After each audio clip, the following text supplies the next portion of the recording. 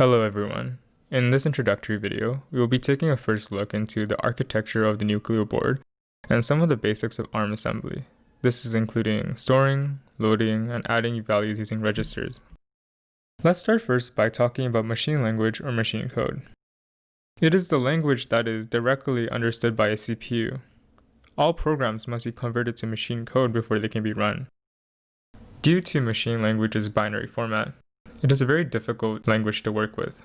In order for us to work on the same level of abstraction, we use assembly. Assembly replaces these binary instructions with alphanumerical symbols known as mnemonics. This gives us functionality to work with arithmetic operation, registers, subroutines, and more. Our controller is a RISC processor, short for Reduced Instruction Set Computer. In general, this architecture utilizes a smaller but highly optimized set of instructions.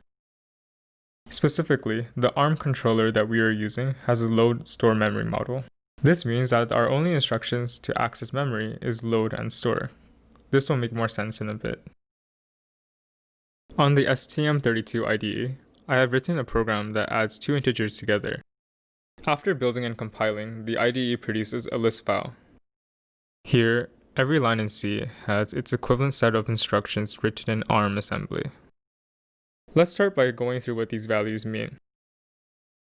Starting with the first number on the left, this is the address of the instructions stored in our microcontroller's flash memory. The number to the right is the hexadecimal representation of the machine language's binary instruction. And the last few values that we see at the end are the ARM assembly instructions and operands. Let's take a closer look at these instructions. In the first one, this instruction is a move instruction. This writes an immediate value, or hard-coded value, to the destination register. In our case, the destination register would be register 3. If we look at our debugger, we will find that the value 9 was written to the register after the equivalent C declaration was completed. Let's take a look at the next instruction. This is when things get a little more interesting.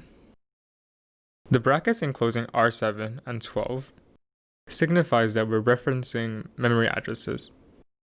You can imagine these things as pointers in languages such as C and C++. These registers are simply pointing to an address somewhere in memory. For us, R7 is pointing to a memory address. The number 12 that's inside the brackets is referring to an offset. This means that we're pointing to somewhere in our microcontroller's memory that is 12 bytes away from the address that R7 is pointing to. Now, let's combine this with the str instruction. This is the store instruction. What we're doing is we're placing a value in a register and storing it into a place in memory.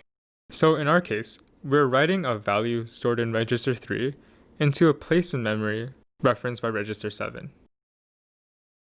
Let's look at our next instruction. This is the LDR instruction. This means load. What this does is it writes values stored in memory into registers. The brackets in the LDR instructions mean the same thing as they did in the store instruction. Here, again, we are referring to some place in memory.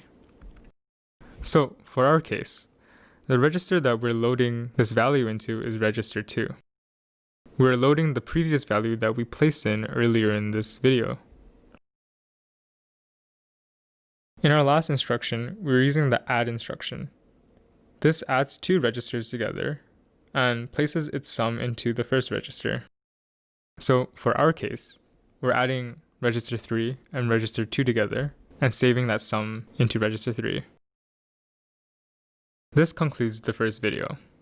I hope that this video was able to help clarify concepts about ARM assembly in regards to loading, storing, and referencing memory.